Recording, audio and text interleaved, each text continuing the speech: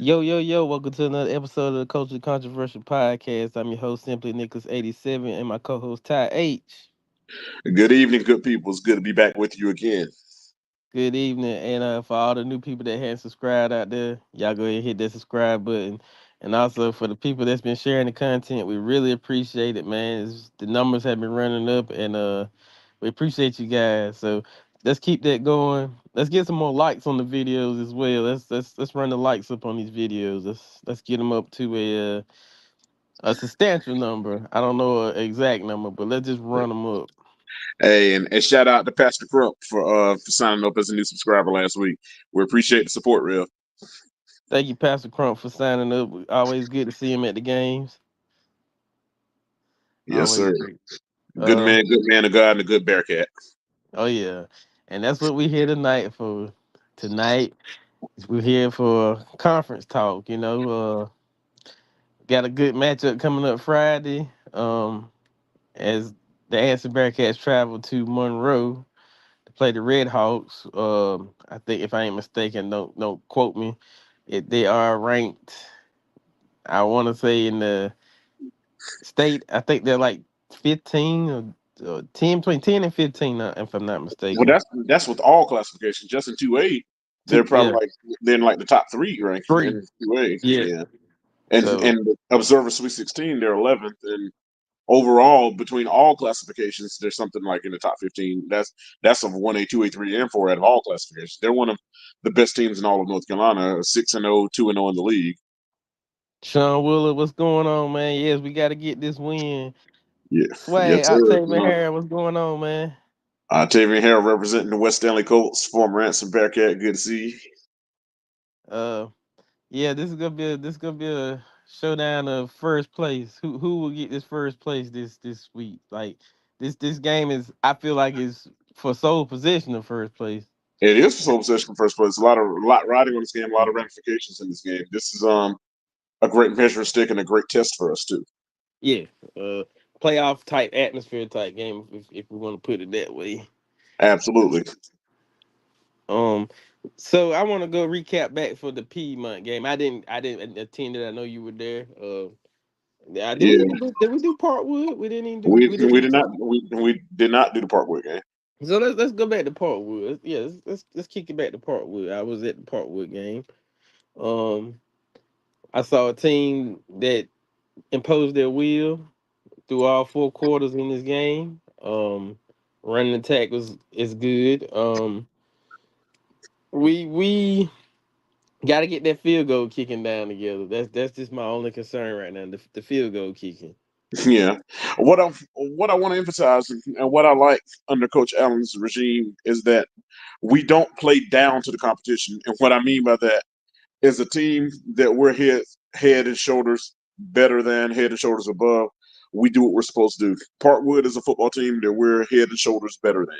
We are better than them in every aspect of the game, as far as talent, as far as athletic ability, as far as any phase, as far as the three phases of the game. We're better than Parkwood. And what I like is from the very beginning, we took control of the game and blew them off the field. That's what you're supposed to do against teams that you're better than, and we did that. We didn't allow them a false sense of hope. We didn't allow them to feel like they had a chance in the game. I remember last year we played Parkwood in a similar situation. Our records were very similar. Going into that game, I think last year we were 2-3, and they were like 1-5. This year we were 2-3, and they were like 1-5, and Mm. we beat them in a close game, 34-27. And I thought we had a better team than last year. Yes, we got the win, but this year we showed no mercy. We took control of the game from the start. Defensively, we locked in. Offensively, we executed. Very few penalties in that game as well. I think we only had two penalties the whole game. One of them was a false start on an extra point attempt, and the other was offside on a surprise onside kick attempt. Those are only two penalties we had the entire game. So we're playing much cleaner football this year, and the teams that we're superior to, we're going out there and we're doing what we're supposed to do, and I like that. We're not playing around. We're not playing games. We're going out there and blowing those teams out like we're supposed to, and I like to see that. And we're doing so cleanly. We're not getting a lot of unnecessary penalties like holding penalties or penalties that nullify touchdowns. We've pretty much eliminated touchdown nullifying penalties this year, and I'm proud of that. Go ahead. Uh, I agree with that. We're a much cleaner team. Much more ready to get on the field. Lined up correctly. Um, like I said, the penalties are minimized. Are way a lot more than last year. Like we are way less penalized this year than we were last year.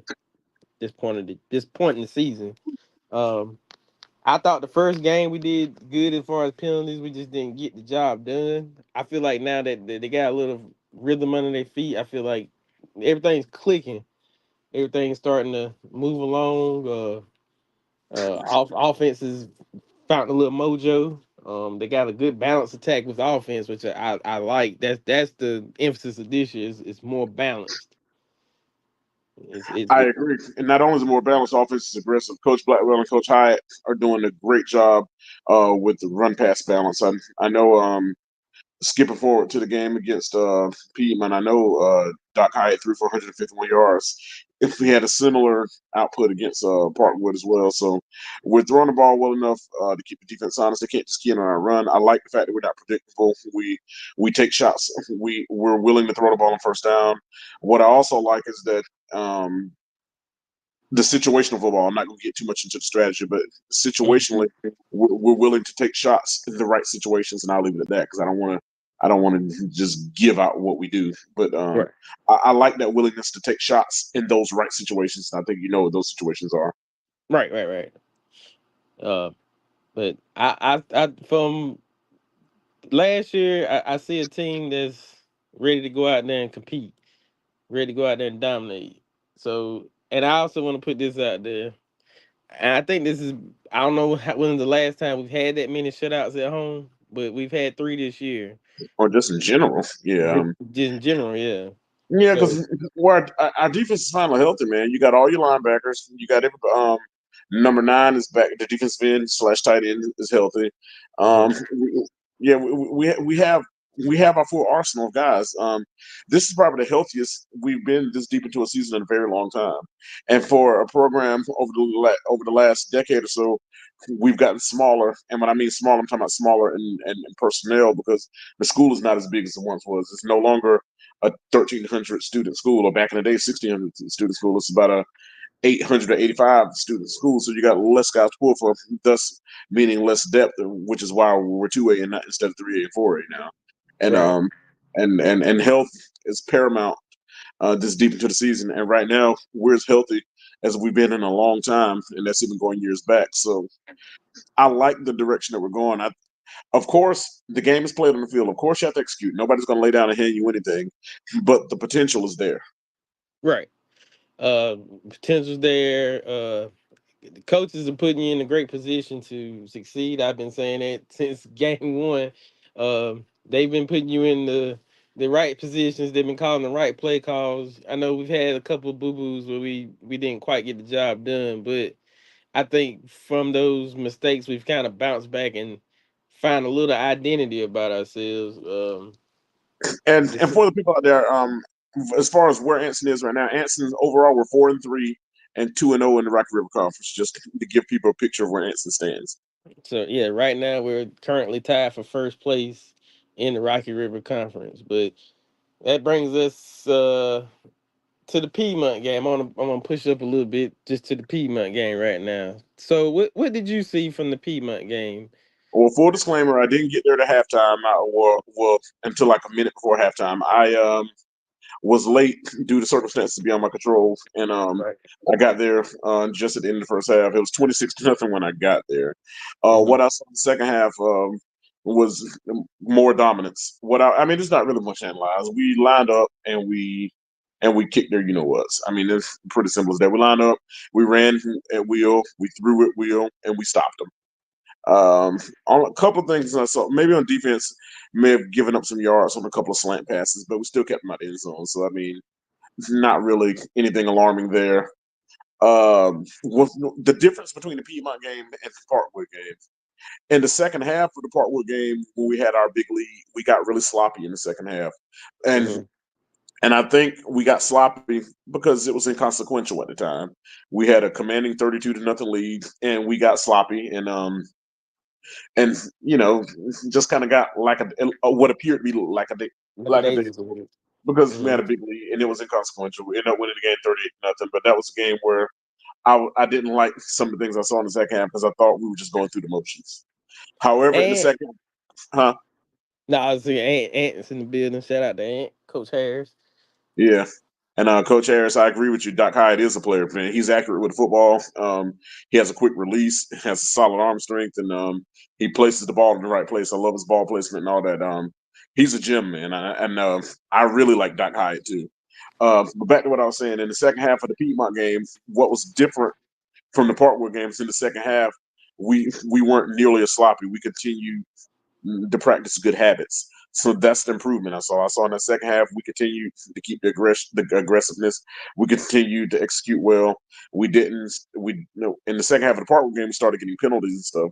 And the second half of the well, excuse me, let me correct myself. We didn't get many penalties against Parkwood, but in the second half we began to get sloppy as far as how we were executing because what I think is the big lead where we knew the game was in the bag. Whereas because Piedmont, we still continued to execute at a high level and continue to score. We were up 26 nothing at halftime. We won the game 45 nothing. So that was we scored three more touchdowns in the second half and Mm-hmm. continued to execute well and not get sloppy. Got lined up properly. I don't recall any silly turnovers or anything like that. So I like that we kept our focus in the second half despite having a big lead. So the difference between Piedmont and Parkwood games were that even with the big lead, we continued to keep our focus and we eliminated the sloppiness that we had in the previous week after having the big lead. And that brings me up to this week. And I'll say this, and I'm honest about everything, so I'm gonna put it out on the forefront. We're playing a really good team come Friday. Um, if I ain't mistaken, a run up in that region last year for 2A. They got a long way last year. They didn't get to the championship, but they got along. They went about 4 rounds. So They went, yeah, and they got a quarterback that can. He's a threat when he rolls out that pocket. They got Keegan a Chambers is his name. yeah, yeah, key can change it, and they have a. If I think that's the Alabama commit, one of the commits from They got a Jordan yeah. Young. He's a safety slash receiver, right? Mm-hmm. And they have also a good running attack as well. I've been watching one or two of their games. I also have a real good running attack. So you're playing a balanced team just as good as you. But the question is, are you willing to give it everything you got come Friday night? Are you Well, willing to right put now, everything on the line? you go ahead. I'm sorry, I didn't mean to cut you off. Go No, ahead. no, no, no. You good? You good? Go ahead.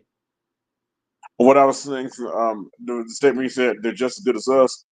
If I'm going to be as of today, they're better than us. But but that can all change on Friday. So Right. but go ahead. I want you to finish what you were saying. Yeah, but yeah, what I was saying is, are y'all willing to go out there and give it everything you got? You got those some doubters out there saying, "Oh, it's gonna be a blowout," but they got to line it up and play you guys. Prove people wrong. I feel like this is one of those games that if you take what you want, a lot of people are gonna be looking at you different. And when I say different, in a good way, in I'll put it like a this: they have athletes galore. They have a litany of receivers. They have Mhm. backs. They have a dynamic quarterback. They're good in the trenches. They're good. They have speed on defense. I mean, uh, they're as good as advertised. They're 6-0 for a reason.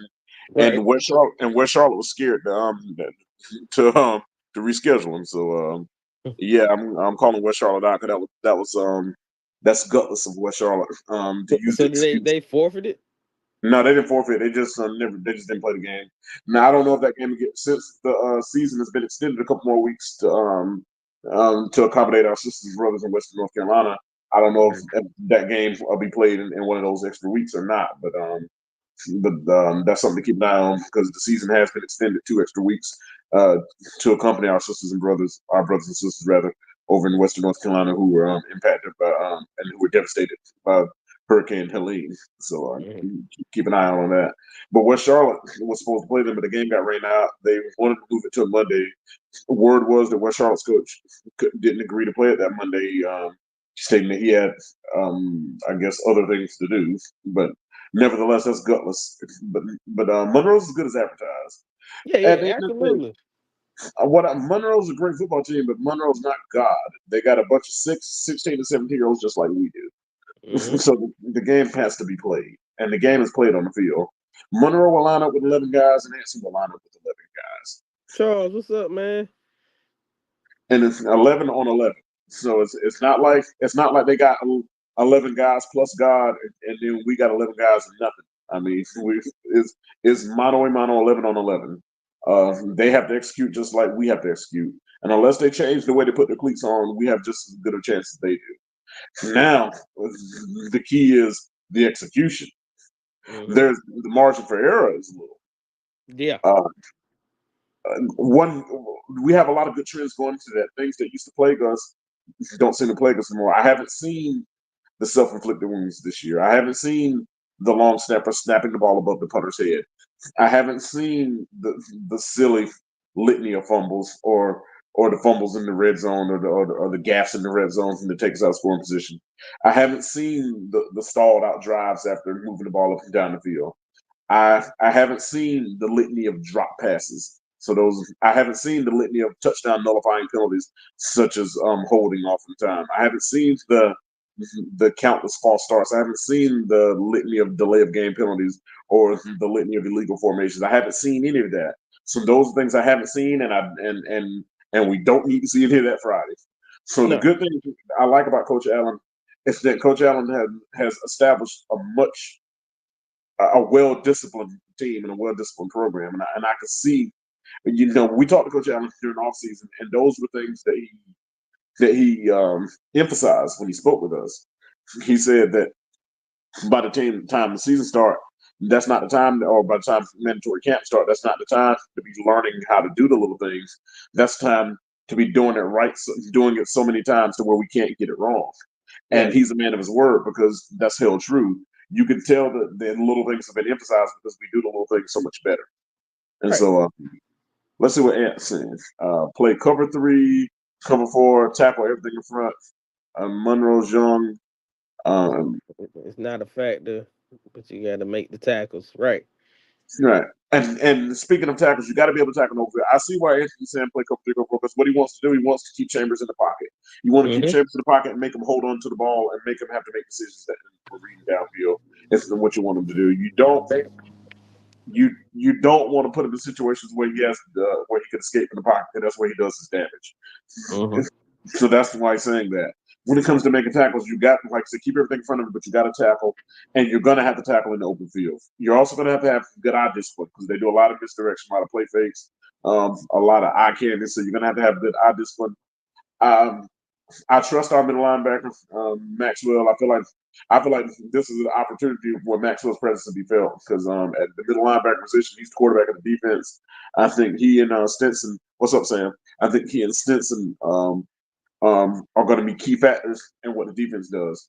You're going to have very good safety play. Your safeties are going to have to tackle. I like Dequan McKeever. He's an excellent tackler, and he's going to have to continue to tackle well, along with the other safeties uh, this weekend. So all the things that Anthony indicating are true. Um, and this is going to come down to discipline, eye discipline, tackling well, no missed assignments, good communication, all the little things that you work with doing right. This is a thing where everyone just has to do their job. Nobody has to be Superman. Everybody just has to do what they're supposed to do. Supposed to do. That's it. Ant said, got to put Little and Griffin in passing situations against the linebackers and their weakest DBs. I agree with it. Anthony's the coach, so is the coach. So Yeah, yeah, so yeah.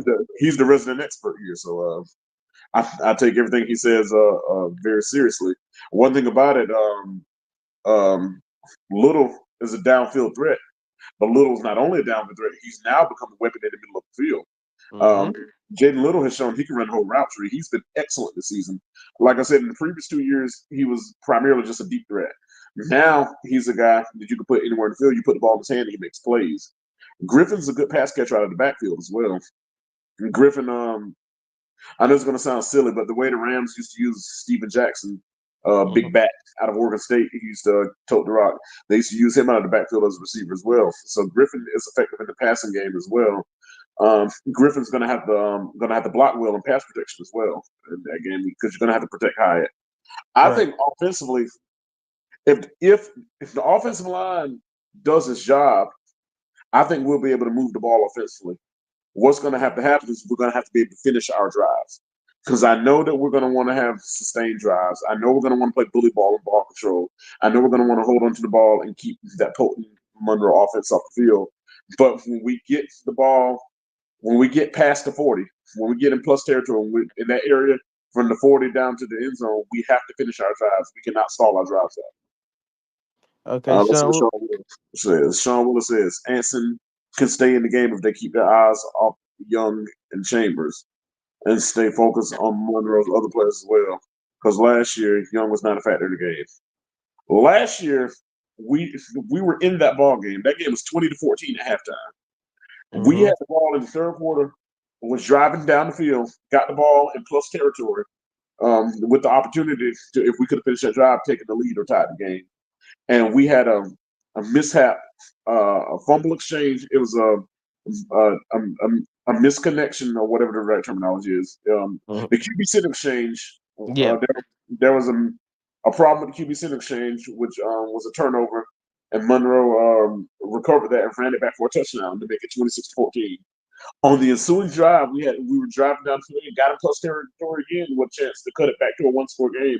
And then we had a fumble, which subsequently led to a Monroe touchdown as well. Got down 32-14, and the game avalanche from there. So we know we can play with them. We played with them 2.5 quarters last year. The difference is this year we got to finish drives, and we have to make sure we protect the football.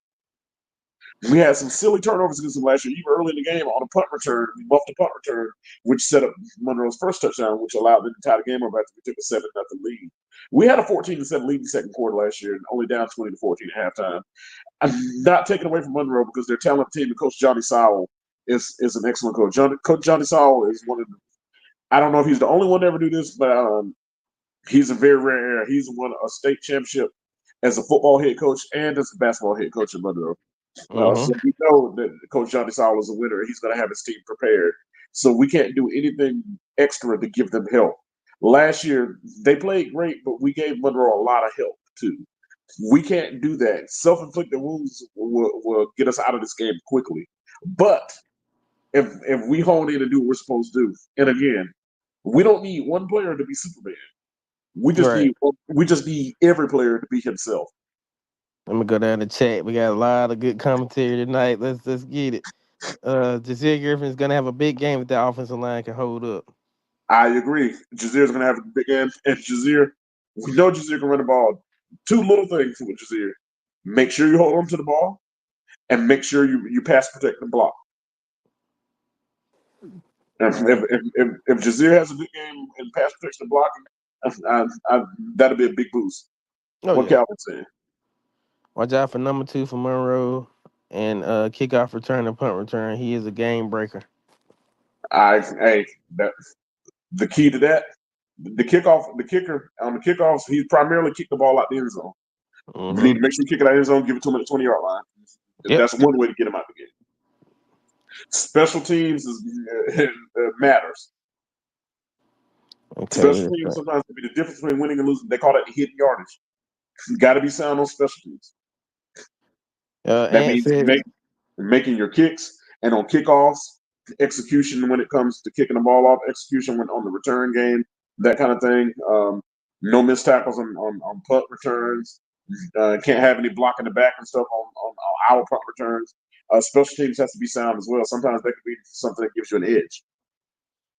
Ant says, I'm in on Doc High. If the run game is not working, quick game is your best friend. Hitches, slants, fades. Griffin was a receiver before. Quick game makes a difference. Offensive line play not as critical. True, because you're getting the ball. He's basically talking about New England Patriots style when Tom Brady was there. Yeah. Like, you're hitting those drag routes, those rub routes, those digs, those slants, those flares. And that's been a part of Hanson's game this year too. The digs, the flares, the Mm-hmm. drags, the slot drags, the running back flares, the tunnel screens, those type of things. It gets the ball out quickly and it supplements the run game, like you said. And I'll give Coach Blackwell and Coach Hyatt credit. They've done an excellent job adjusting offensively when they face obstacles. This Ants team is not a one dimensional Ants team. This Ants team can beat you in multiple ways. Um, and one thing I've liked throughout the years, not only Anson this year Anson can beat you in multiple ways. Throughout the years, Anson have been able to beat themselves in multiple ways. This year we haven't been beating ourselves, and I want that trend to continue Friday night. Right. Uh, let's see. Got to kick that ball on the ground. Yeah. Get it away from him. Sean Yeah, Willis says, Anson, play clock control, keep Monroe offense out the field. We can win. I That is agree with that to a certain extent, but at the same time, you can't play scared. yeah, you Yes, you can't want play scared. You got to impose your will. That's the right. name of the game. Yes, you want to win time of possession, but time of possession is meaningless if you're not scoring touchdowns. There you go. Time of possession only matters if those possessions are ending in touchdowns. And furthermore, you can't you can't let holding onto the ball or the clock get you out of rhythm of your offense. And so what I mean by that, yes, you we want to play the ball to play the game at our tempo. We want to play bully ball. We want to play ball control. But at the same time, you can't just hold on to the ball not looking to make plays to the point where you stagnate your offense. You still have to. You can't be so scared of a team to try to shorten the game to the point to where you miss out on your own opportunities. When opportunities are there, you still have to be aggressive and take them and can't play scared ball. So I agree with you to a certain extent, but at the same time, we still have to be confident in what we do. We've gone through a whole off season in 7 games doing what we do and have won 4 of those games.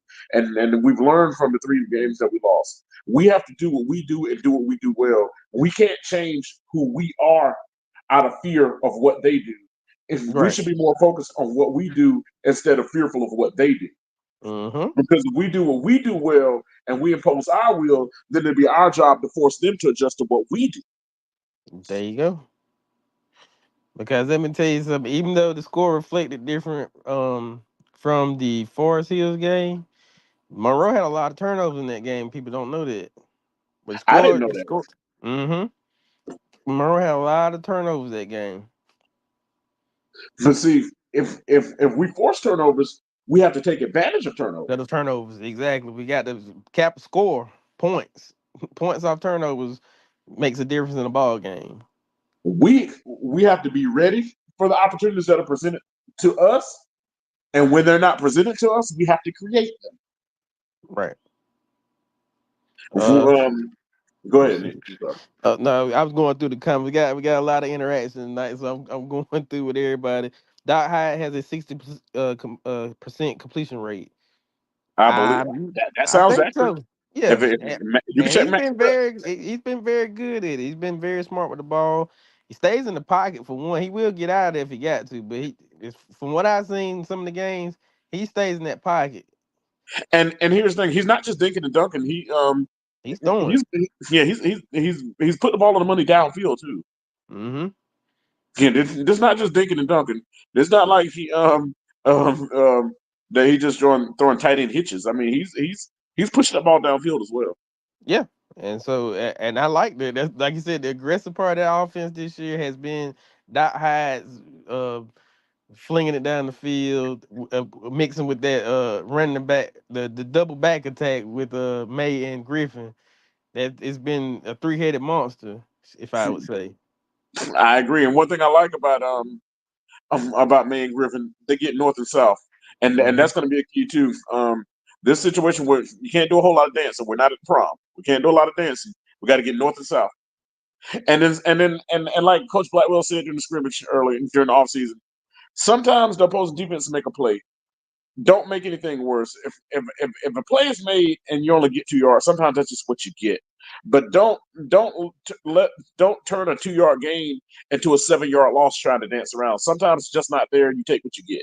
Take what you get. Yeah, take the 2 yards and go to the next play. Right, because what you don't want to do is get behind in the sticks. You don't want to have negative plays. And I know sometimes the temptation is there when a playmaker is trying to make a play to overdo it, but sometimes when you overdo it, you put yourself in a worse situation. Sometimes you have to know when you've lost on that play and take what you can get and move on to the next play. You're not going to win every play, but what you don't want to do is compound a play that's not successful and turn it into a negative play and get yourself behind the sticks. You want to stay ahead of the sticks. You stay ahead of the sticks, it keeps the whole playbook open. It keeps the defense against their heels, and it allow you to dictate the terms of what you want to do offensively. All right, let's keep going. We got the chat is hot popping tonight, man. The Appreciate block is y'all for high. putting the block is hot. Quick game will be Griffin's. Will be big. Griffin is stronger than most DBs. Throw him a hitch and make him tackle him. I agree. That's true. A hitch 5, 6, 7 yards a play can't go broke if you make a profit. Nope. And you're gonna need more than one person to tackle him Yes, you on the do. outside. Get him going. You see what's gonna happen. He's our Sean, little Derrick Henry. yeah. Uh, Griffin can give us 5 yards of carry if the offensive line holds up well and can beat their defense down. Yeah. I mean the positive yards. I mean you're gonna have to be balanced. Let's just keep it. Let's keep it the book. We just ain't finna stick there and run. We got to mix it up. We got to keep them honest because prior to the pass they know we're gonna run. So let's keep them honest. I'm pretty sure they've been watching film and they know they ain't not just gonna get a running game this year. They're gonna have to deal with a whole bunch of other stuff to come with it. Right. And one thing I want to say, I want our guys to respect Monroe, but I don't want them to fear them. There you Respect go. them, but don't fear them. Yeah. You, this is a situation where we go in looking to win, look impose your will. Mm-hmm. From the get go. Right. Like my mom always told me this, and I was told that this came from my late grandfather. Don't look up to anybody. Look at him. There So you don't go. look up to Monroe. Look over at him. Look him in the eye and impose your will. There you go. Cause like you said, you can't. Okay, we got some more comments coming in. I love it. Let's go Bearcats. Get that win. I'm focused on my team and my game, but I am fired up for the home time every week. I Hey, appreciate it, man. who the 71st Falcons got this week? Yeah, that's a good question. Who y'all got this week? I did catch the Cape Fear game. That was a pretty good game. Well, not Cape Fear. I'm sorry, Jack Brick. I caught the Jack Brick game. Yeah, they beat both of them though, but yeah. Yeah, the Jack Brick game. It was if I ain't mistaken, it was 28-14. I said Pernell Sweat. Pernell Pernell Sweat. Sweat. Oh, they're killed. Pernell Sweat. And that a uh, conference game? yeah, that's conference. I think they on that what they call it, Oh, so yeah, the eight. Sweat. So Sweat not with Richmond County no more. Okay, I got you. Yeah. I see what Uh, Charles Holly said. Our team is still playing a bunch of guys on both sides of the ball. Does Monroe do the same? And if so, does that mean if we play our ball better, we have a chance to leave it to win? I know traditionally Monroe's played a lot of guys both ways. I don't know what they're doing this year, but I know traditionally they have. And I know we play guys both ways, but a lot of those are skill position players, and there's not and I don't think that's necessarily because we don't have the horses. I think it's they're so good at what they do. Kind of in the same vein of Travis Hunter playing both ways. It's not because Colorado doesn't have enough athletes; it's because Travis Hunter is just so dang on good. dude. Yeah. Uh, I look at it from that sense, and even teams with larger with more depth that have more players, guys 4A teams and 3A teams. I've seen them play guys both ways when they have Play. exceptional athletes. Like for example, I remember when Melvin Ingram at Richmond Senior High School used He to was play a linebacker, running back. well, wide receiver primarily, but used to play linebacker and wide receiver, and that was a 4A school with over 2,000 kids, and he was playing both ways. I remember they had Nate Killer Robinson playing on both sides of the ball. So I think exceptional players in high school a lot of times play guys both ways. And at the end of the day, if doing that gives you the best chance to win, like Coach Allen told us at the beginning of the year, it's not necessarily what you want to do, but he said, "I'm going to do what I got to do to win ball games." There you go. And I know that the all world player, that safety slash receiver, that's offered maybe committed to Alabama. I know he plays both sides of the ball. Mm-hmm. So and both sides of the ball is commonplace, and regardless of classification. But primarily in skill position guys, I think we do have a lot of a litany of big guys that I wouldn't mind seeing get rotated in and out on the defensive line to keep them fresh. But I trust Coach Allen and his staff, and I trust that that he's going to put the kids in position to be successful. And for a rookie head coach, so far the results have been pretty strong, and I've been happy with what I've seen out of him and his regime. Let's keep going in the chat. Ant says, "Let Doc cook. The weakest part of every high school team is the secondary. That is true. You sound like let Russ cook. Yeah, let him cook. Let him cook." Well, He's, I'm sure Coach Blackwell, if he sees Coach Blackwell and Coach Hyde, if they see some opportunities or whatever, I'm sure they're gonna take advantage of oh yeah. Uh, says our schedule was front loaded. Get the fights out of the way early. it. Yeah, but I believe in playing tough competition because the thing about it, iron sharpens iron.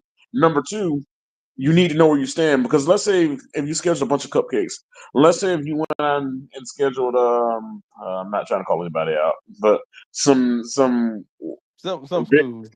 yeah, some really weak opponents. Let's just say um you went out and played Cattle.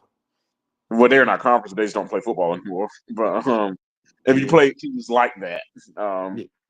or like traditionally like Union Academy, people like that. If you went out and played people like that, yeah, you're gonna pick up wins. You probably be 7-0 right now. But or if we played the Cabarrus Stallions every game, somebody like that.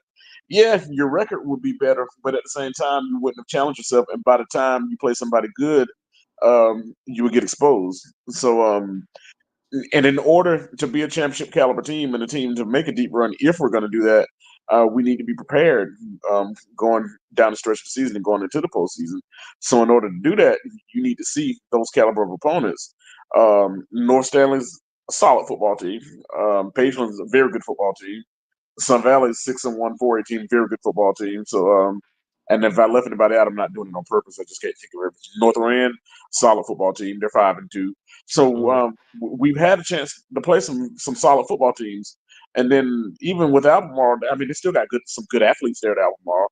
So we've had an opportunity to play some good football teams and see some teams that have some pretty special athletes. I mean, Dre Davis is a special athlete. The Yep. QB at Page was a special athlete. The guy in North Rand got a cannon on him. Um, North Stanley got some good players in the backfield, some big strong guys too. So we've kind of had the opportunity to be battle tested.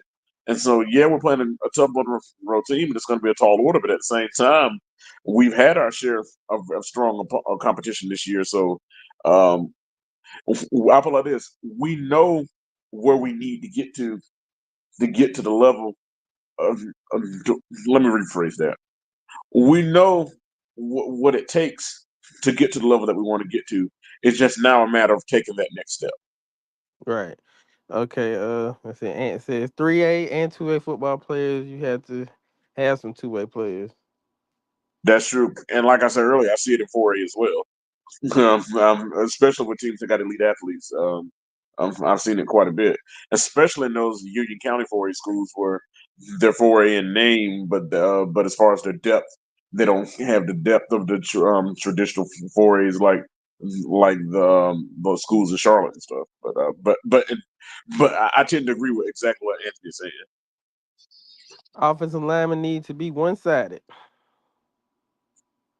And Nick, being a former football player, can you elaborate on what that means to those who are listening? I feel like what he's saying, as in one sided, meaning that we need to dominate the line of scrimmage. I agree. We need to get. And Anthony, as a coach, can you even elaborate on that or whatever? Because I want to elaborate on that because that sounds like a little coach lingo, and I want the people to understand what you mean by that, Anthony. So kind of elaborate on that. Calvin said he's not committed yet. His commitment date is November 2nd. Michigan, NC State, Florida State, and Clemson. Oh, the gentleman you're talking from the Monroe player. Yeah. I got a good feeling we can cross Florida State off that list now, but I mean that's just me speculating. But if the young man's been watching TV, I got a feeling that his taste on Florida State might be soured a little bit. Michigan, maybe. Maybe Clemson, maybe. Coach Sharon Moore. I'm Coach Sharon Moore is doing an excellent job for the Michigan Wolverines. Just so you know, Deion Sanders is not the only black coach in Power Five or Power Four football. You got Sharon Moore. up there in Michigan doing an excellent job. You also got Coach Deshaun Foster, UCLA, Coach Mike Loxley at Maryland, just Coach Marcus Freeman, who's doing an excellent job at Notre Dame, just to name a few. Just want to throw that out there. But yes, Michigan still defending national champion, still having a good year. Dave Dorn, NC State is a sleeper right now. They loading up, and I yeah, put true, but I don't know if the coach Dave Dorn is going to keep his job. He's yeah. got on the hot seat. Yeah, he got the talent though. I give him that. Like he got some Yeah, weapons there. but Dave Dorn and Mike Norvell on the hot seat. Yeah, I don't think Mike Warfield gonna make it after this year. I don't even know if he's gonna make it through this year. They may let him finish the year out. If he would have lost that game against Wichita, I think he probably would have been gone. They fired Coach Willie Taggart 8 games to his second season. I'll never forget it. Well, you know it. Just throwing it out Yeah, there. you know I'm not insinuating anything. I'm not trying to do that. I'm just saying that that's it. what happened. And I'm not and gonna know this, insinuate. Anthony, I know that's your alma mater, so I'm not trying to throw no shade at you. I'm just saying Florida State has not been Florida State standard. Nah, that's below Florida State standard. Yeah, I knew that and, they and, usually and do lose 8 games some part of this year, but that not that many in a row. yeah, and I know as you're a Florida State alum, and I know as an alum, you're not happy with what you've seen out of Florida State. Okay, I see an upset like we did in 2000 when we beat Chris. Okay, I want to let me respond to that directly. There you go. Okay, if we win that game, yes, that'd be considered an upset, but I wouldn't put no more. This is a regular season game against a conference opponent. That Crest team was a team that many favored to win the 4A state championship that year, They and beat at that time, Independent. yeah, Independence won it. Yeah, they beat Independence that year, right before Independence's 109 game streak started. Independence won their first state championship that year, and their only loss was to Crest. Um, that Crest team was a team that many thought could win the whole thing in Class 4A, and at that time, Anson was considered a Class 4A power too. So yeah, it was an upset, but but not but not a historical of upset. It was upset because we were good too. I Hmm. don't compare it to that because much more ramification. That was a playoff game, a big playoff And game. I don't mean cut you up. And you gotta look at the time that was. They didn't have all these teams in classifications. It was like what 16 and 16. Yep, So 16 in the East, 16 in the West. Yeah, so, um, and those Anson, I mean, no disrespect for the company, those Anson teams back then were loaded. Coach Fred Davis had a squad. They were cocky. They knew they were good. They imposed their will, and they were bullies out there in the field. They smashed you in the mouth. James Kirby, Brent Simpson on defense, guys like Antoine Marsh, Dennis Rory's brother. I can't think of his name right now. Carves Roy. Yeah, Kelvin Pratt, guys like that. I mean, um, they had studs who didn't go out there hoping to win, didn't go out there saying that if we do this we'll win. Going out there sitting there expecting to win, and not only expecting to win, but expecting to win big. Um, these days we're in a different state. Yes, Monroe's undefeated, so I get that comparison. Uh, they are undefeated and they have an excellent team. But even if we beat Monroe, we still then the focus is West Stanley next week, nothing more, nothing less. So I don't Hmm. want to put this game on a pedestal like it's a state championship game because it's not that. This is one more team that's in the way of us trying to win a Rocky River Conference championship. Nothing more, nothing less. Yeah. Yeah, you got like I say, you gotta look forward to Monroe, and then once the task is done, then you go on to the next week. Don't make this. I mean, it's a very important game. Don't get it wrong. This game has a lot of ramifications into it, like we talked about earlier. But handle Friday now. Right, Once we get out right, of Friday, then we'll go on to what we got right. to go But on I to. follow this because if you beat Monroe and lose to West Stanley, the damage is equal. Yeah, if So at not the end of worse. the day, the focus right now is beat Monroe. Right now, this is another conference game that's for, and at this point, for first place in the conference. That's what Mm. this is. Nothing more, nothing less. This win puts you will give you sole possession of first place in the conference. Nothing more, nothing less, and that's what the focus should be on. There you go. Let's see. Her NC State is it's the school he's going to. Talking about young. Richmond schedule set them up to make a run. Scheduling makes a difference. It does, but let's give credit. The coach of Richmond County, they got a new head coach. Richmond County played the same schedule the last couple of years, and they still went 5-6 both of those years. This year, they're much better. One of the reasons they're much better is because they actually have a competent head coach. In the previous years, they had a guy by the name of Brian Teal who was incompetent, dishonorable, untrustworthy, and just not even a quality human being. And and he was incapable of leading that team to anything. Uh, Brian Teal is when it came to coaches, bottom of the barrel. When it came to quality of a person you want leading your children, bottom of the barrel. And Brian Teal, when I think of Brian Teal, when I describe Brian Teal, the only thing I can think of is bottom of the barrel. I think of less than, bottom of the barrel, incompetence, dishonest, just not a guy that you want leading a big time program. Yeah, he's doing a fine job at Union Pines, but at Richmond Senior, he's in over his head because he was incapable of coaching a program of that magnitude because that was above his level. He didn't have the aptitude, the ability, the fortitude, or the competence to coach a program like that. So he had to go to a lower tier program like Union Pines, where he wouldn't have to work as hard, where he wouldn't have as much pressure because he was incapable of managing a powerhouse program. Now that they actually have a competent coach, a guy who understands Raider pride, a guy who has the ability to manage young men, a guy who has the ability and the capability and the aptitude to manage a program of that magnitude, you see the instant improvement. So I think what Richmond County is doing now is a product of moving on from an incompetent coach and bringing in a competent coach and actually winning. Boy, that got heated quick. Let's go on to the comments. We got a lot of. Uh, he said, "Oh, that was talking about. We were talking about the one. Okay, here's the question that we were asking earlier. Offensive line need to focus on one side of the ball. When they start going both ways, your quarterback and running backs are at risk. Can't take plays off on the O line." I got you. So what Anthony's referencing to is a statement when he said offensive line needs to be one sided. So what he's saying is that your offensive lineman, you don't need to be playing them on both sides. Whoever your designated offensive linemen are need to be focused on that one side of the ball because you don't want to put your skill position players, namely your quarterback and your other backs, at risk by wearing them out. I think that's what that explanation is pinpointing. He said not too much on FSU. Yeah, and he's talking about this Florida State Seminoles. He's an FSU Fayetteville State alum and a Florida State alum. He's talking about his Florida State Seminoles, where he got his grad degree. Hey, he said I signed a petition about Norville 2 weeks ago. You know what they should do? They should do like Florida did with Ron Zook. Florida had that website fireronzook.com. Florida State should have firenorville.com. Oh man, the slander. It said what year the answer stopped being 4A? I think it was 2002. 2001 was the first season after leaving the Southeastern 4A when they joined the South Piedmont 3A in 2001. So to answer the question, 2000 was their last season as 4A, and 2016 was their last season as 3A. He said we should have left Memorial State either in '99 and 2000 with the win against Independence. Maybe maybe off on my year, but Earl Roy was the quarterback. Was he? No. No, I What got was? this.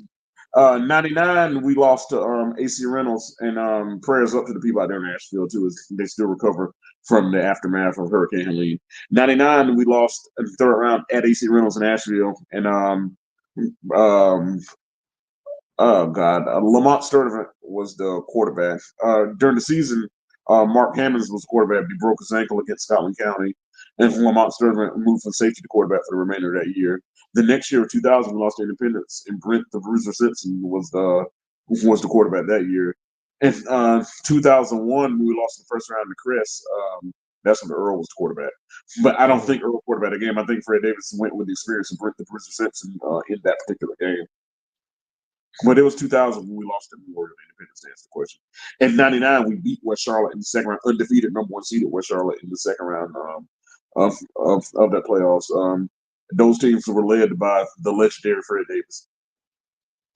Uh, Mayor Fred Davis is his title these days. Mr. Mayor. Oh, he said that team had Gabriel Maxwell on it too, and it's in that kid's blood to knock people out. So Gabriel Maxwell is a he's Gabriel Maxwell Jr. or something, and his dad was named Gabriel Maxwell too. Or his name Gabriel Maxwell as well. Yeah, his name is it's Maxwell too. Yeah, Oh, Gabriel so he named Maxwell. after his dad. So, hey Yeah, man, you. Hey, no, like father, like son, man. I'm about to say, it's in like Anthony said, it's in his bloodline, man. I know. Number one, when you carry your father's name, that is those are big shoes to fill. That's a great honor to carry your father's name. And for your father to think enough of you to give you his name shows where he holds you in his life. So the fact you're carrying your father's name, not only are you representing yourself, you're also representing your father. So for this young man to represent his father and himself in such an honorable and in such a brave manner in the way he plays the game, he plays with an intensity. He's a leader, and his teammates, his energy is infectious amongst his teammates. The way he plays the game, I know that his father is proud of him. okay, we got just got to get Jazir Griffin to bowl through them. Yeah, I I don't agree. know Julio Iglesias. He's a handsome guy. He must be. Hey, we're glad to have you, Julio. Yeah, appreciate you for coming through, man. Hey, Yeah, much love, man. I appreciate everybody for coming through tonight because we having a good time with y'all interacting with this Q&A yeah, this is session. jam packed, man. We're having fun, man. Charles Holland, Julio Iglesias, Anthony Harris, Sean Wheeler, Sam Williams. I may have missed a few. Calvin. Calvin McManus, the former Anson wide receiver, Calvin McManus. Yep. So, No.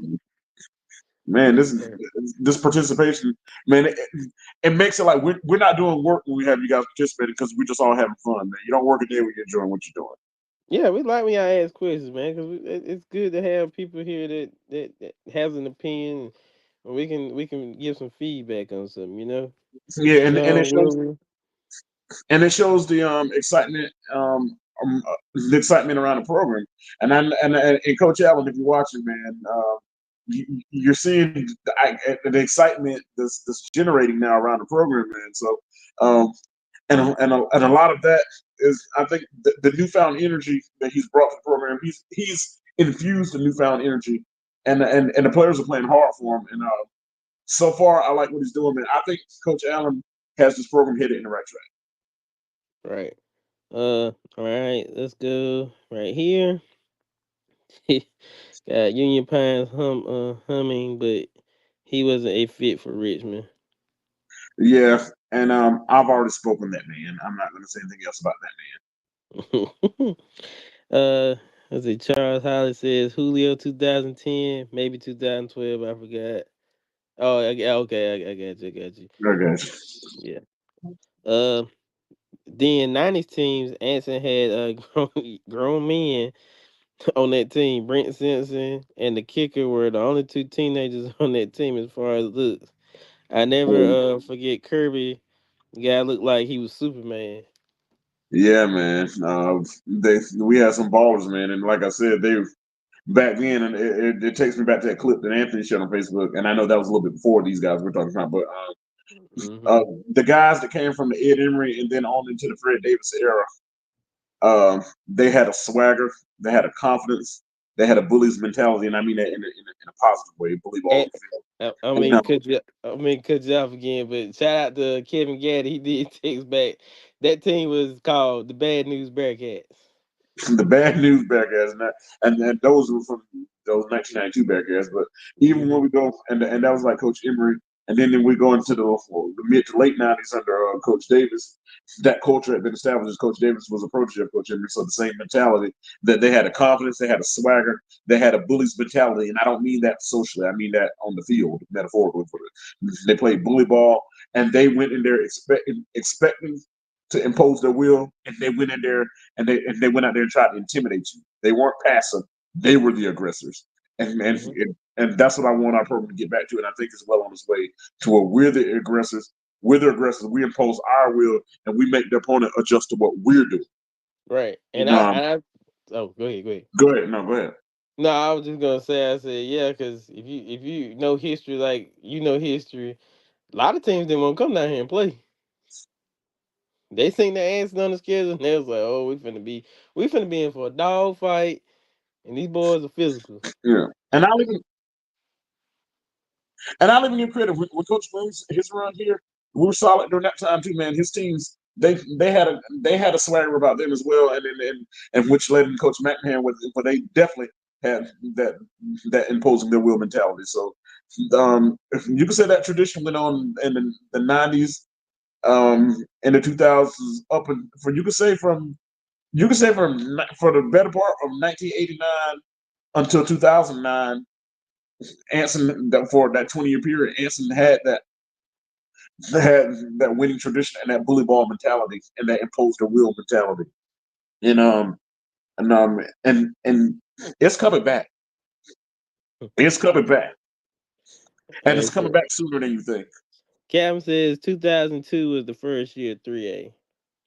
It was 2001, and 2001 that's the first year they played Concord in Albany. Because we went 6-4 in 2001. I can tell you who we played. We played the first game against Myers Park, beat them 28-7. The second game we played Crest, because both of us had dropped down to 3A. Crest beat us 56-13. The third game we played Forest Hill, beat them 14-6. That put us at 2-2. And then no, excuse me, we played Richmond County and lost to them 22-7. And then we played. That was the first time we played Richmond County in September. And then we played Forest Hill and beat them 14-6. That was right after. That was 3 days after 9/11. And then and we went into conference. We lost to Piedmont 15-13. Then we beat like Sun Valley 42-31. Then we beat Parkwood 27-26. I forgot. Anyway, we ended up going, then we lost to Concord 21-20, and then we beat Weddington 21-7 to go 6-4 in the regular season. Then we played Crest again, and we lost to them 20-0 in the first round of three playoffs. In 2002, that was a bad year for us. We went 2-9. That was after Bruiser was gone. That was we tried to establish a spread offense. We really didn't do a good job protecting Earl. Uh, Calvin, I remember you played on that 2002 team.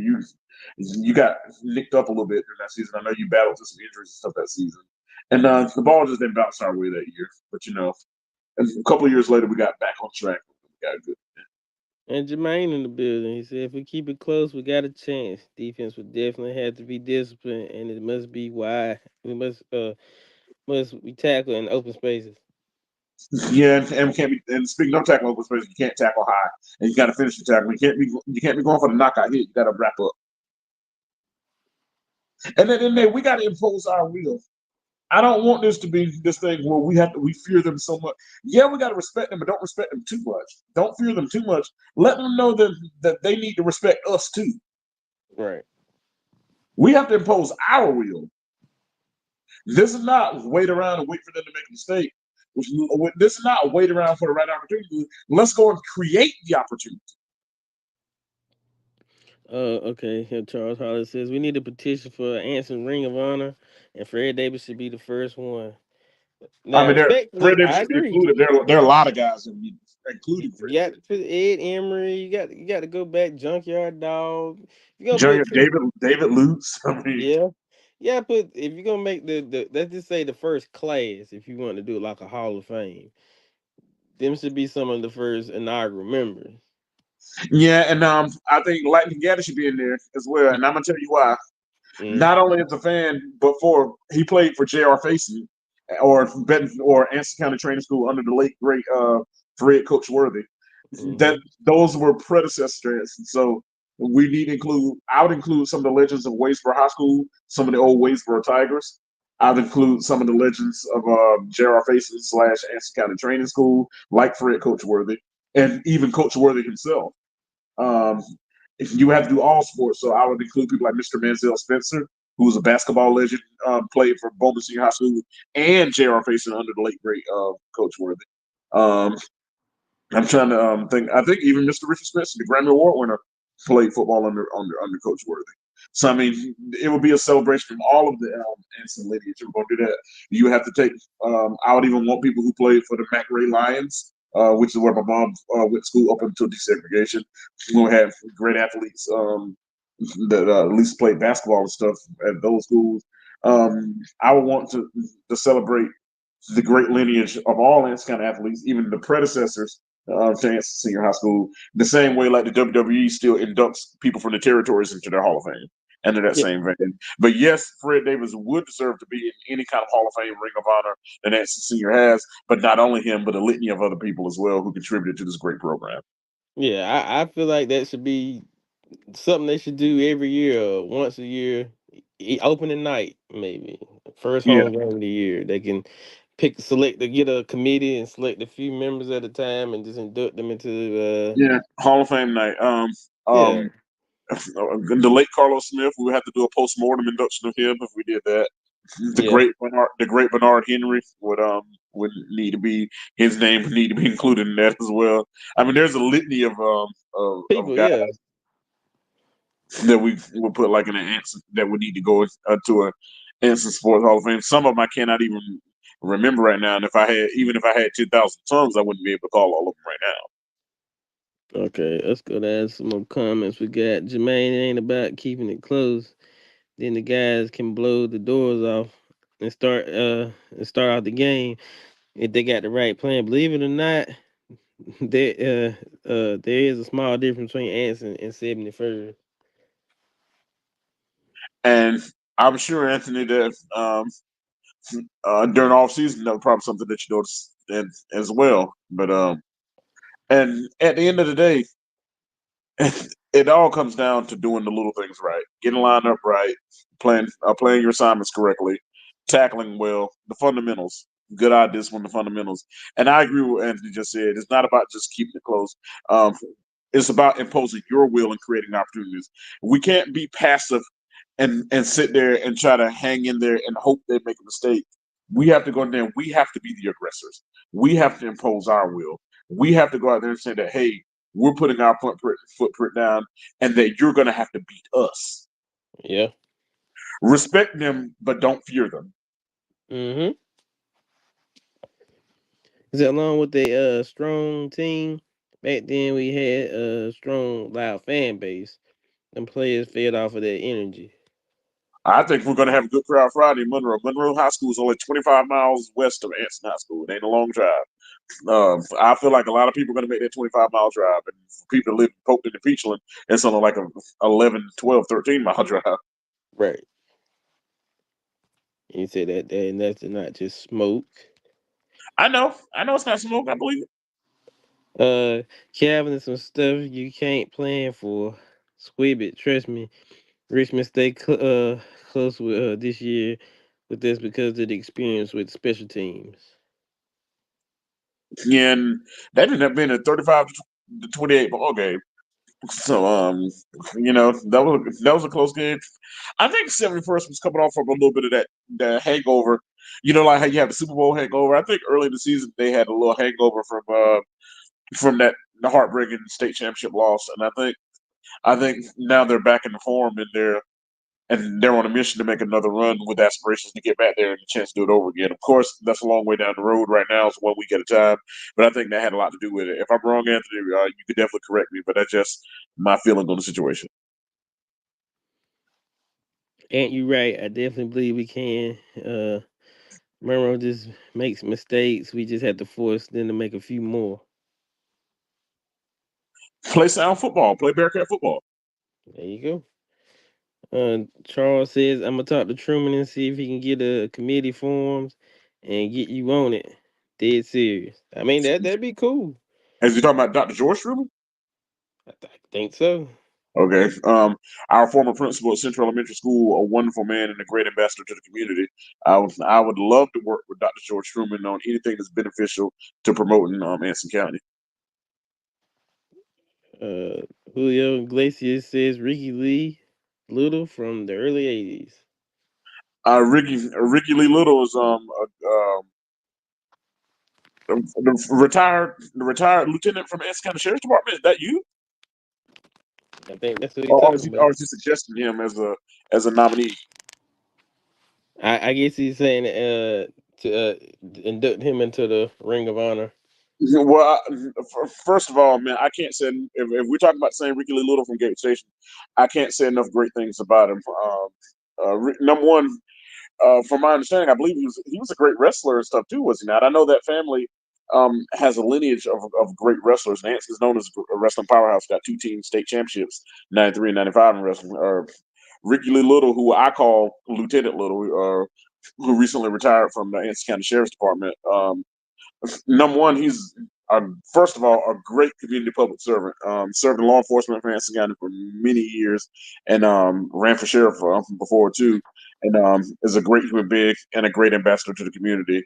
A great father, great husband, and from my understanding in his day was a great athlete. So, and most importantly, man, to me, he feels like family. His family and my family grew up together. He grew up in the same neighborhood as my mom. So Mhm. he's like family to me. So anything that will honor Lieutenant Little, I'm all for. Not because not only have I heard he was a great athlete, I also know how great of a man he is. So I'm with you wholeheartedly. If you're talking about saying Ricky Lee Little, and his name is definitely one worthy of honor. He said that's him. Yes, I know him very well. A great man. And like I said, a great community ambassador. Number one, he deserves honor for the service that he provided his community. This man was served in law enforcement for many, many years in the sheriff's department, and and um, and dedicated his life to making sure that the citizens of Anson County were safe. So this man has lived a life of public service. So not only is he a great athlete, he's also a great public servant. So I'm all for his name being honored. Charles Harley said, "Yes, sir. Yes, Yeah, sir." yes, and like and Charles with Dr. George Struman, um, a great man. He was my principal, Nick's principal as well. So we know him very well, and we have nothing but immense respect for him, and we more than happy to work with Dr. George Truman on such an endeavor. Uh, Ant says 35-28 against Richmond was because they busted every kickoff return across the 50. If we do our job on kickoff team, that 21-7 lead explodes. But as a special team coordinator, I dropped the ball. You know what, Ant? Self accountability. I love it because think about it. One thing about you, Ant, I bet the coach and nobody had to say anything to you about it. You know why? Because you hold yourself accountable. You held yourself accountable, and in the meantime, you didn't blame anybody else. You held yourself accountable and you fixed it. And self accountability is, I'm sure the players see that self accountability, and that showed them an example that they can hold themselves accountable as well. It starts at the top. So when the kids see the adults hold themselves accountable, that instills the accountability within the kids. So for Ant, the fact that you took that self accountability, that's major, that's important, and that's the level of respect that I think that the players gave you from seeing that self accountability. So kudos to you for that. It says that kept them in the game. But yeah, going back into what we were saying, everything was all the comments right now. Um, yeah, we just got to come out and impose our will early in the game. Show them that we not here for a good time. Well, we're not here for a long time. We're here for a good time. I feel like this. I have no doubt in my mind that Coach Allen has prepared them. He and his staff has prepared them, and that he'll have them ready. It's just a matter of will the guys go out there and execute. Yep, it's all up to the players. Like I said, this game is it has a lot of ramifications going in the deep part of the season. Like I said, this is one of those games where you could be jockeying for playoff position. Uh, really, it's first place right now. We'll just stick to first place. Yeah, But in the future, it could be leading to it's some going to impact your playoff RPI. It's going to stuff. impact your RPI, which can have ramifications on playoff seating and all that kind of stuff. But that's down the road. Yeah, it's down the road. We still got a couple games left to play. Right now, Monroe is on the clock, and time is drawing near. You know, I'll say that. Let's see, but they never in control as far as offense and defense. For the He Richmond talking game. about 70, Richmond Yeah, Senior and that yeah. matchup against 71st. Yeah, I believe it because like I said, I watched the Jack Brick game this past Friday, and their offense is whew, and is and at the end of the day, man, y'all played 7 games and you won 7 games. 35 was more than 28. There are only two stats that matter: W and L. You've had 7 chances to go out there. You got 7 W's and 0 L's. Same thing when it comes to Anson. We've gone out there 7 times. We got 4 W's and 3 L's. And the conference we've played 2 times. We got 2 W's and 0 L's. The objective is to make it 5 W's and 3 L's with 3 W's and 0 L's in the conference. That's the objective this Friday. It said the middle school lost tonight, 6-0 in overtime. Oh, against Almar. I mean, you know, they'll learn from it. They'll look at the film. Defense like they held strong. Just the offense evidently couldn't get it going. You look your chops. You learn from it. You get ready for the next one. Yeah. And But speaking of that, kudos to the JVT, man. They got up to a bad start with a 0-2 start, looking like their season was headed down the toilet. But good job of the coaching staff getting that turned around. They ended up winning 3 in a row. They're now at 3-2, and they're also 2-0 in conference. So good job with the JV squad at Anson as well. They seem like they're heading in the right direction. The future looks bright for the Anson program overall, and I'm excited to see what Coach Allen and his staff has coming down the pipe and how they plan to build this program going forward and returning it back to the level of prominence that it once was. yeah, I agree. I think it's a bright future ahead for Anson football. You got a lot of young talent coming up that pipeline, getting ready, for varsity. Some uh probably will still be on JV, but probably majority of them will move up to varsity. But it's a good thing when you can get the JV winning like the varsity. Get on some winning streaks. Win a Yeah, couple. because Get a, number one, because it becomes a habit and establishes a culture, and then there, even from the players themselves, then there comes the expectation of winning. right. It does, and the program will get to not where we hope to win, but to where we expect to win. Oh, here's a good question right here. Ty H, I see you know the history. Who is the best player you've seen in North Carolina high school football? Keenan Allen, the Chicago Bears wide receiver Keenan Allen, former San Diego / Los Angeles Charger Keenan Allen, played his college ball for the California Golden Bear. He played for Greensboro Brinsley, and he played his final year for the Northern Guilford Nighthawks. The best player I ever seen in North Carolina high school football, at least that I've witnessed. Uh, I'll say, mm, I mean, I'll say I got a 1A and a 1B if that makes sense. 1A and Okay. 1B. 1A, Chris Lee, Fair enough. I've seen him play too. He's my number two. Go ahead. and 1B, uh Johnny White. He's in there too. Since we're gonna do that, I'm gonna name a top five. Okay, we'll do that. That'll do it. Number one, Keenan Allen, Grimsley / Northern Guilford. Okay. Number two, Chris Lee, Independence High School. Mm-hmm. Number three, Johnny White, Asheville High School. Mm-hmm. Number four, Stephon Anthony, Anson Senior High School. Mm-hmm. Number five, Josh Briscoe, Burns High School in Lawndale, North Carolina. Those are my top five. Okay. My top five will start like I said. 1A was Chris Lee, and I'll just put two will be Johnny White. Uh, Three. Um, I'm gonna go back in the day. If y'all remember Nick Maddox, Yeah, Kannapolis. Yeah. Nick Former Carolina Maddox, Panthers, Nick Maddox. yeah, Nick Maddox. Four. Uh, and this was a dual sport athlete, and I'll say this because I know a lot of people know Lance Lewis. Concord. Yeah. Mm-hmm. Your wide Lance Lewis. receiver, yeah, and shooting guard. Played wide receiver East Carolina. Mm-hmm. He, the funny thing about he and Michael Bowman ended up playing East Carolina together. They both started at wide receiver together, East Carolina, after being rivals with Anson and Concord. And five. Ooh, five is tough because they both of them come from the same school. Marcus Rush Richmond Senior. and Norman Whitley. Woo, Richmond Senior.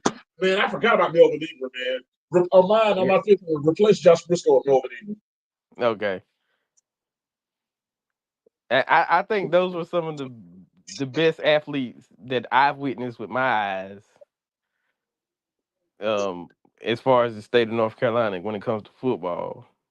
I agree I wholeheartedly. watched Chris Lee in person, So two did I. thousand, yeah, 2000 in the Western 4A uh championship or finals when I they had watched some play in Independence. I watched them against Richmond Senior that same year in the third round of the playoffs. And I watched them again in 2002 in the scrimmage against Anson when I was in band camp. They were scrimmaging Independence. Calvin McManus, you were part of that scrimmage, and Chris Leak and Joe Cox were and Muhammad Massaquoi and all of them, I think, were in that scrimmage.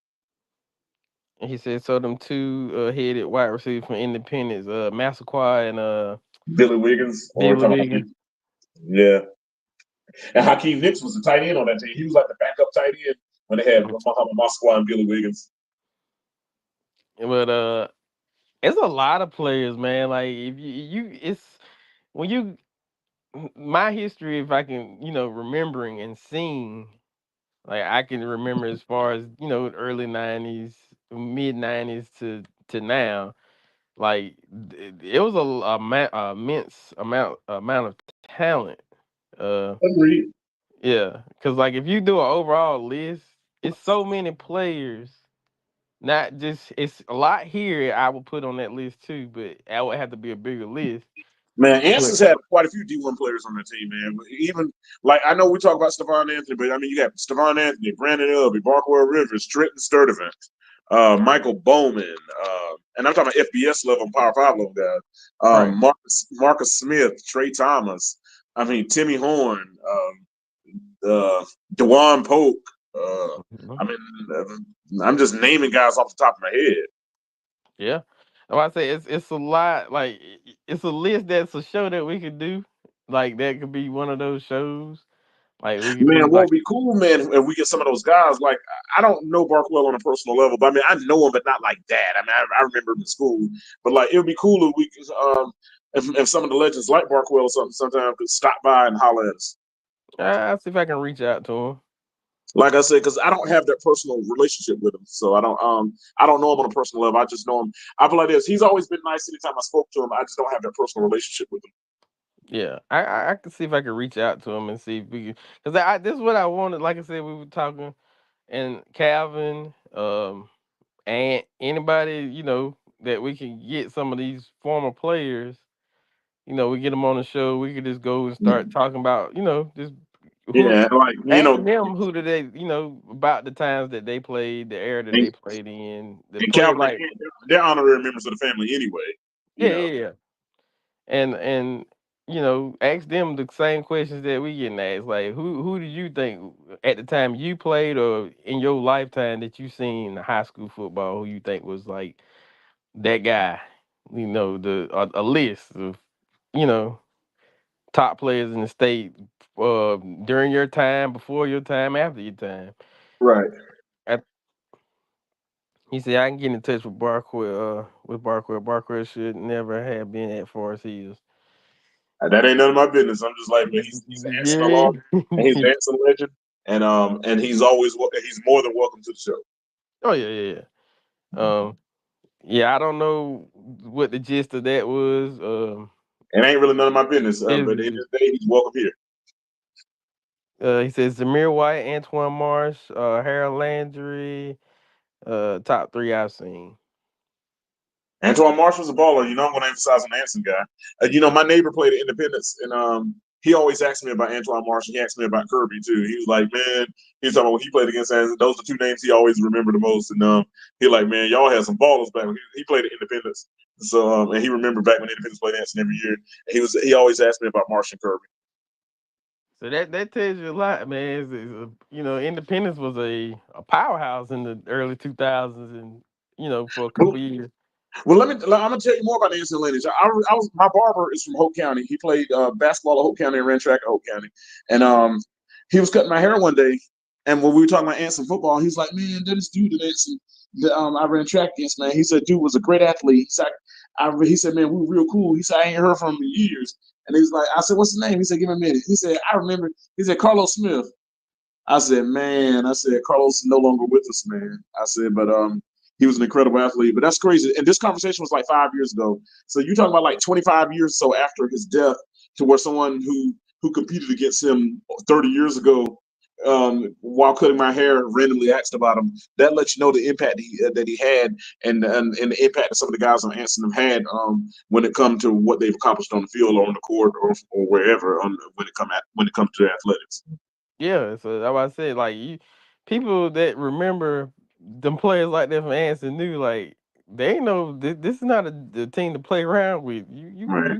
Well, like I said, when it comes to that, speaking of Anson, Ring Around and BJ Tyson, and then of course the guy who set the 100-meter dash record, Kenneth Crawford, uh-huh. who the general public knows is WWE superstar Montez Ford. Right. So we've had some athletes, and throughout a myriad of sports, have great success in Anson Senior High School and the Old Anson Bowman Senior High School. lost against White and Landry. Couldn't game plan for them because he couldn't simulate what they brought to the table. Was sometimes you lose to a team because they had a guy and you didn't. Like sometimes there were teams that lost to the Bulls because the Bulls had Michael Jordan, they didn't. There were teams that lost to the Lakers because they had Shaquille O'Neal and Kobe Bryant, and the other team didn't. There are teams that lost to whoever LeBron was playing for because that team had LeBron and you didn't. There are teams that lost to the Patriots because they had Tom Brady and the other team didn't. Sometimes some guys are just so special to where they beat you because they had that dude and you didn't. And sometimes it just comes down to that. He said what about the running back from West? I think he was saying West Kevin Rowan. Rowan, yeah, Kevin Parks. Yeah. He played at University of Virginia. He was an outstanding athlete as well. He's up there. I mean, I can't. If I'm gonna miss somebody. So I mean, I can't. And if we could always throw somebody up there, but I mean, if somebody put him in their top five, I have no problem with it. Kevin Parks was a phenomenal athlete at West Oran. I got to see him play when Anson defeated West Oran, number one seed at West Oran in 2006, led by Coach Jody Grooms, beat them 17-7 in the second round playoff game. I was there Oh, when it happened. I missed the. Matter of fact, let me go back to this comment. I forgot about him. Who? T.A. McClendon. I think what's his name? Tristan McClendon. And Albemarle legend. Albemarle won their first state championship with him, and playing running back. He set a national record, or at least a state record, when he ran for 54 touchdowns in the season. Played at North Carolina State, played with Phillip Rivers and those guys. Injuries really derailed T.A. McClendon, but when T.A. McClendon was healthy, T.A. McClendon was something special. I never actually watched him play. I saw his highlights. I saw his accolades. Stanley County Hall of Fame, do the right thing and put T.A. McClendon in the Hall of Fame. No Stanley, they have a Stanley County Hall of Fame, and T.A. McClendon is not in it. And Coach Ralph Jackson, the former head coach at Anson, was one of the people advocating for this. And Coach Jackson is right. The Stanley County Hall of Fame is not legit without T.A. T. McClendon. McClendon. Yeah, absolutely. You could Got to talk put him about in there. you could talk about what he didn't live up to what he was supposed to be at the next level. On, I don't care what you say about any of that. Um, Based on what he did in Stanley County, and still had excellent college career as well, and the records that he set and put that Albemarle program on the map as a state contender. T.A. McClendon deserves to be in the Stanley County Hall of Fame, and until he's in that Hall of Fame is illegitimate. What do you say? Anson at that time would have 8 T.A. McClendon alive. But that's not a fair fight. You talking about a team that was a 1A school that had probably only 30 players versus like a 4A school or 3A school that had like 60 players. So that's not a fair fight. And so He said, I stand on T.A. not getting 100 yards, no touchdowns against Perm, Smooth, and Gabriel Maxwell or Beast. that may be true, but again, that's not a fair fight. You get what I'm saying? You're talking about what he would be coming there with a team of only about 30 players versus a team with about 60 players. That's not a fair. I'm not saying it's not true. What I'm saying is that wouldn't be a fair fight to have a 4A power going against a 1A team. Don't get me wrong. I remember when Thomasville was 1A and David County was 4A. They both good, and David County and Thomasville beat David County back-to-back years, but 1A versus 4A. But generally speaking, the reason they break the classification down like that because the school with only 700 kids shouldn't be able to field a team that compete with a school with 12, 1,300 kids or 1,400 kids. So while yes, we do have phenomenal athletes, but let's say if you put T.A. McClendon on Anson's team, then he would be just as great on Anson as he would be anywhere else. A great player is a great player no matter where he plays. Right, right. And T.M. Clinton was a great player. Whether he's on 1A, 2A, 3A, 4A, 5A, 6A, 10A team, T.M. Clinton is a great player, and T.M. Clinton deserves his accolades. He said, I agree, we all fall down, but he was a masterpiece healthy. Put the team on his back, 11 against one, and he won more times than not. He Yes, did. he did. Absolutely. And like I said, man, I agree with you, Cole Harley, Stanley County. Yeah, You need to put that man in that Hall of Fame yeah. because And I that agree, that man. that I that mean, should have been the first name on the list. I agree. And nigga, as bad as I want to debate these things, man, I do got to rule soon, so I'm just throwing it out there. Okay, yeah, we about to get off up of here. We at the hour and 25 minute mark. I appreciate everybody for coming through. First off, I appreciate y'all tonight, man. Y'all really put on a show tonight. Uh, this show was for everybody. This was y'all. We were just here, but this was y'all tonight, and I appreciate everybody for coming through. But Mm-hmm. I'm gonna give T the floor. Um, here you go. All right, man. This is something positive I want to talk about. It was brought to my attention that that Kendrick May, running back from NC High School, uh, the Sunday before this past Sunday, 2 Sundays ago, preached his trial sermon. And when I learned of that, I was happy and excited. The reason why I say that is because the commitment, the bravery, and the assurance for a young 17, 18-year-old man to take upon the calling of being a minister of the gospel, that takes great responsibility. And with that, it also shows leadership because when you look at many young men in that age range, you don't have a whole lot of young men. Or I put it like this: many times, a lot of young men in that age range are only going to church because their parents force them to, and many times not going at all. And lots of times, their interests are in things outside of the church. Lots of times, interests are in being in the streets. Interests could be in flirting with alcohol. Interests could be flirting with drugs. The interests can be in in in in the temptations of the streets and things in the outside world. So for a young man that age to say that I don't want to go down that route, that I want to preach the gospel, and to me that's commendable. First of all, I know that he has great mentors in his family. I know, I believe his father, I mean his grandfather. I know his grandfather is a pastor. His grandfather actually is a friend of my pastor, Pastor May. Has preached at revival at my home church, Street Grove Enemies Giant Church, multiple times. I actually met him at our revival this past year when he came to visit. His grandfather is a minister of the gospel, and from all accounts, is an anointed man of God as well. I believe his uncle is a pastor as well. So he has great mentors in his family. And what I'll say is that it takes leadership for him to take the step he took, and he's an example to the young men. I'm hoping like his teammates can even look at him as a leader and say, "Hey, there are temptations out there in the streets. There are temptations in the outside world, but I don't have to follow those temptations." Kendrick is an outstanding athlete. I'm sure he's a popular young man who's well respected by his teammates and his peers, and he's decided to take the road to preach the gospel. I said that young man should be commended that he prioritized the gospel and decided to take on that role. What I will say about that is that young man, now that you are preaching the gospel. Now that you have taken on that role, that that there will be challenges. The enemy will now be coming at you. The enemy will try to tempt you with things to see if you're for real. The enemy will try to distract you to get you off track on your ministry. The enemy will try to throw obstacles at you to make you want to give up. But but but the good thing about it is you have mentors, you have your uncle, you have your grandfather, you have people in your family who probably faced the same challenges when they entered the call into the gospel. And now you're in a situation where you have the opportunity to lead and to show people that there's another path. And for that young man, I wish you all the best in your ecclesiastical journey, and I wish you nothing but success. And kudos to you because what you have decided to embark in is commendable. Amen.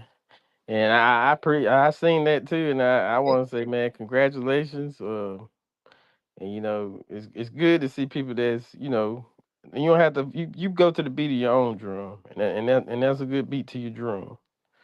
So you keep doing what you're doing. Good young man. We've had him on during the spring game, and ain't nothing but a class act, man. So kudos to him. Has a wonderful family. So yeah, that's a blessing in itself. So yeah. But yeah, we up out of here. I appreciate everybody for coming through tonight. And I want to answer Sean Will's question before we get off. I think that Mhm. was a 1A school. Who? He Who? was talking about Todd Gurley. I think Yeah, he played Tarboro is one Tarboro. A. Tarboro goes back and forth between 1A and 2A, but they're 1A right now. I don't know what Oh, they will include there. They go back and forth. okay. They may have probably been a 2A then, but Just like Thomasville go back and forth four. sometimes. Tarboro goes back and forth. Okay. Yeah, so they probably were 2A at the time. Okay. But yeah, we about, man. Appreciate everybody. And again, man, y'all hit that like button. Also share this video out more. We want people to, get a glimpse of what's going on. We enjoyed the crowd interaction tonight. It was fun, man. I enjoyed it, man. It Yeah, made the show go a little bit longer than we usually go for the talks, but these kind of things I want, we want the interaction with the audience. That's what we want. So exactly. so we appreciate all of the people that's usually come in, and we appreciate the new people that come in. Julio Iglesias, man, we appreciate you as well. Uh, Absolutely. yeah, we I know that's not your real name. I seen your name. I want to put your government out there. But I seen your name and yeah, but we appreciate everybody for coming through, man. So No doubt. No doubt. we'll tap in. I wish I'll get updates from the game Friday. I won't be in town, but Oh, man. yeah, I won't be in town for the game, but definitely I'll You'll be all right. yeah, I'll be okay. I'll definitely be watching somewhere. I'll see it. I know that's right. But until next time, y'all appreciate it. All right. And we'll see y'all next time. Showing up.